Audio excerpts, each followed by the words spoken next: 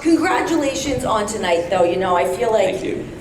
talking about and leading up to tonight, you mentioned it being 6 years of AEW, and Double or Nothing really just set the wheels in motion for what was to come for this company. Talk to me about how proud you are of what was accomplished tonight and just, you know, the strides that we continue to make here. Well, first of all, I have to say, even though, you know, again, Renee, you weren't officially all elite from day one. You feels like you've been with us the entire time, the entire 6 years, and you're a huge part of this. So thank you, because you're a big part of how we made it to the 6 years, and everybody here is one of the great. I had an idea for Scorpio Sky that I think was a good idea, and we talked about it, and I think it didn't work out for reasons kind of between us, but also I think it's totally a legit thing, and I'm fine with it, and I would like to use him for a different idea when the time's right. Thank you. Hey Tony, Will Pruitt from ProWrestling.net. Hey, I had a bunch of very serious questions to ask, but honestly, I want to know what other songs were considered for Anarchy in the Arena. Great question. It's a great question. This was the one I really wanted. My first choice was Bodies by far, and I was really pleased we were able to do it. So that was, it's one of those things, thankfully, when you knock the first one out of the park, you don't have to go back and look for other ones. And it was a one-horse race for Bodies.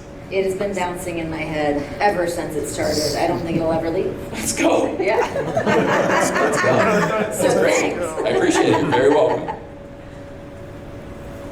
What a night. Hi Tony, Lance Reese from WrestleZone on 88.7 The Pulse. Congratulations on 6 years of All Elite Wrestling.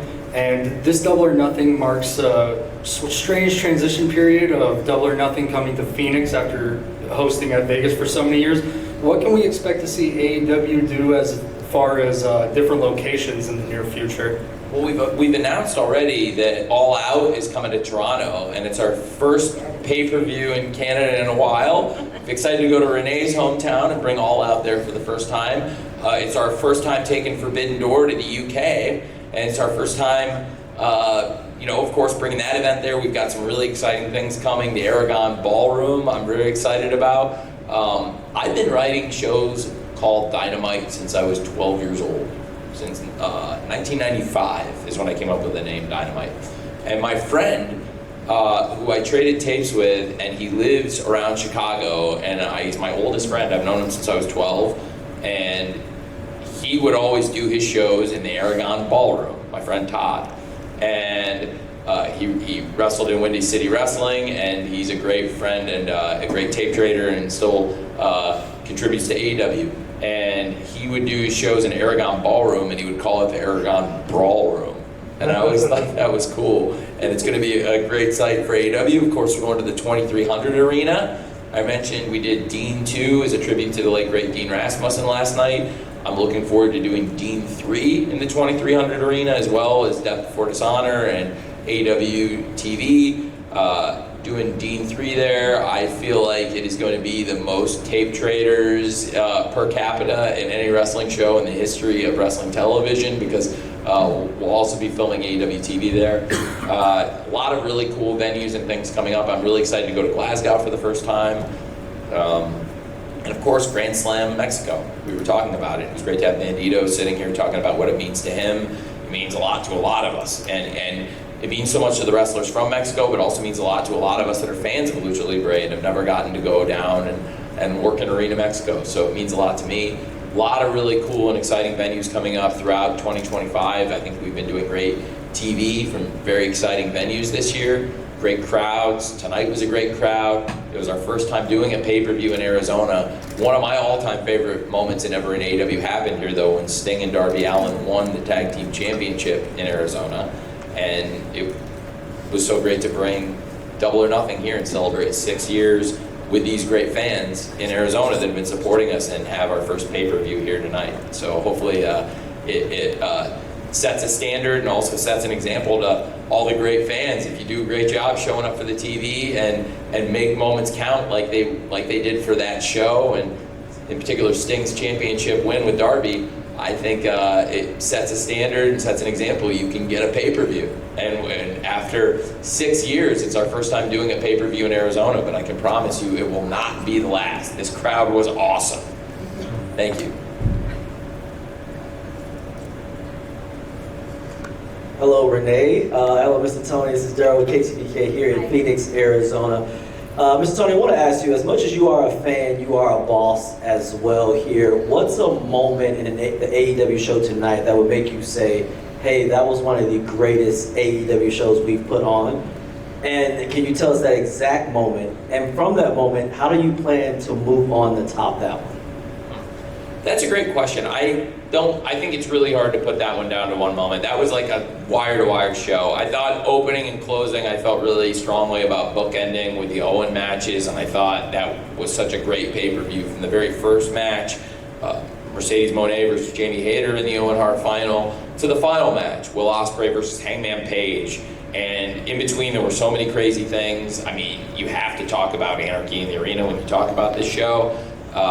It may have been the best Anarchy in the Arena yet. There have been great, for the original Anarchy in the Arena was very special, but this was certainly one of the most amazing things we've ever done. I thought the whole show was, start to finish, really incredible, and there were so many great moments and memories throughout the night, start to finish, and it was great to have the 6-year anniversary of AEW, and there's going to be a lot of milestones coming up, be such a perfect show. It's been a great 2025, and very fitting that this Double or Nothing went so well, and I couldn't possibly put it down to one moment, so I think it's better to look at it wire to wire, that the whole show was a Grand Slam home run as we approach Grand Slam Mexico. Thanks for asking.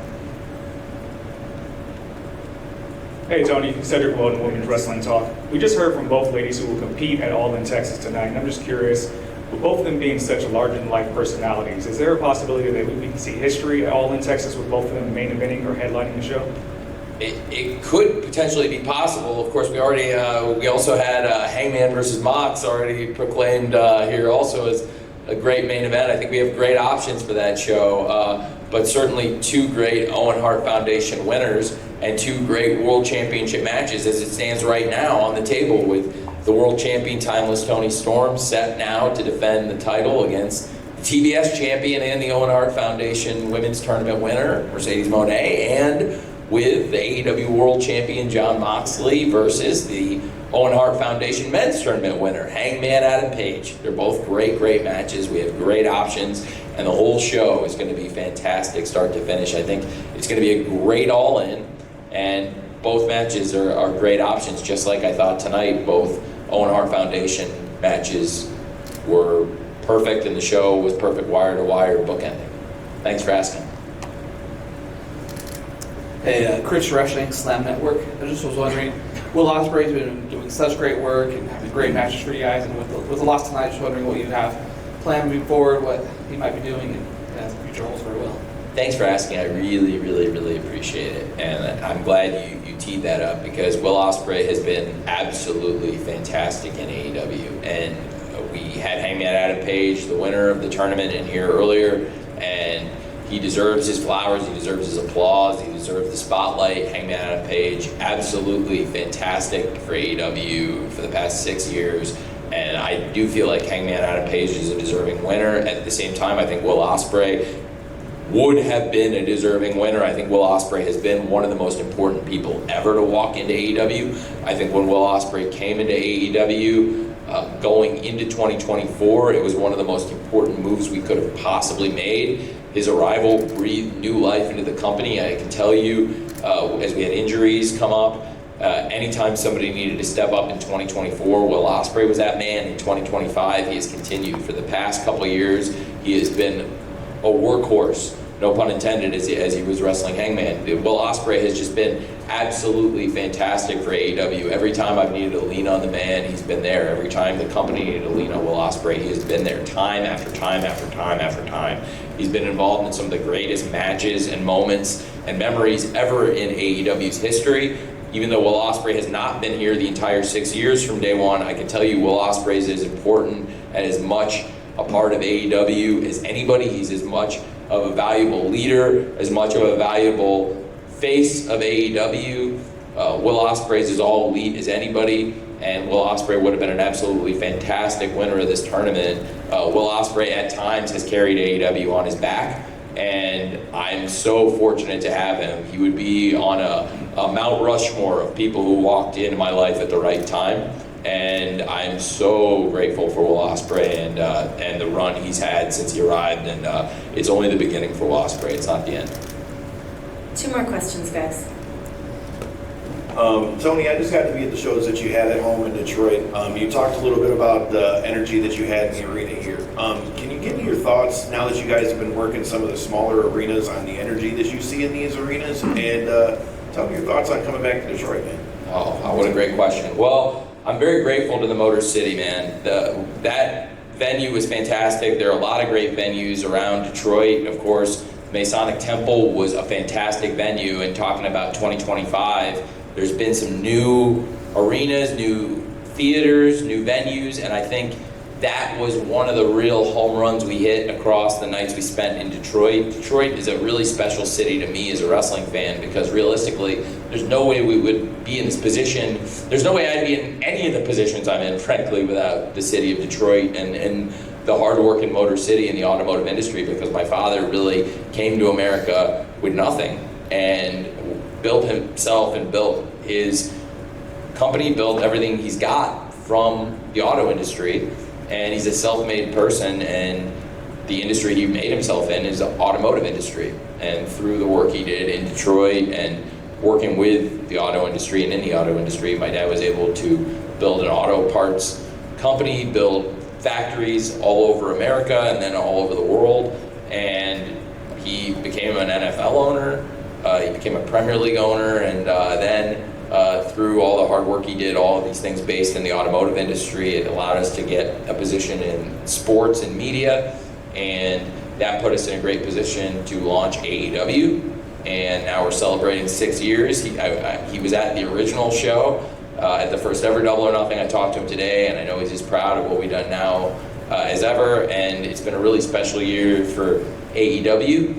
And when I think of Detroit, I think of the great people there, people I've known all my life, and the fact that without the city of Detroit, there would be no AEW. So it was great doing the shows there. We had some great TV there. We had Blood and Guts there. Mox and Kenny had a great cage match there.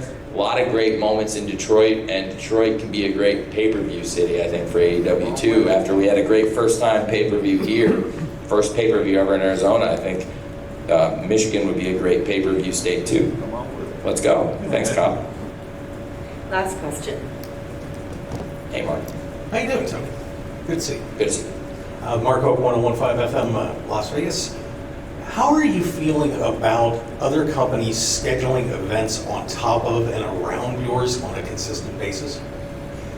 It's pretty consistent. I'd say it's the most consistent event head-to-head scheduling I've seen since Jim Crockett Promotions. Saw a lot of scheduling that went that way, and I can tell you this will go a lot differently than that did, Mark. Thank you for asking. I appreciate you all being here, and God bless you all. I really appreciate this. We've been doing this for 6 years, and tonight was a great success. This has been the most special year in the history of the company.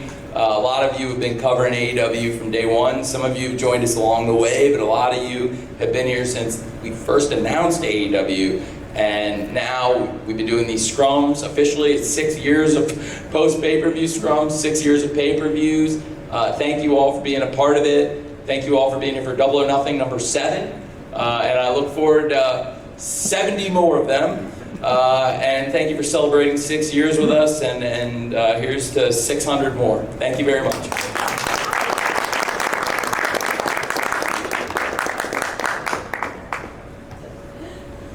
Thank you guys. Get home safe. See you guys. Thank you, Tony. All right.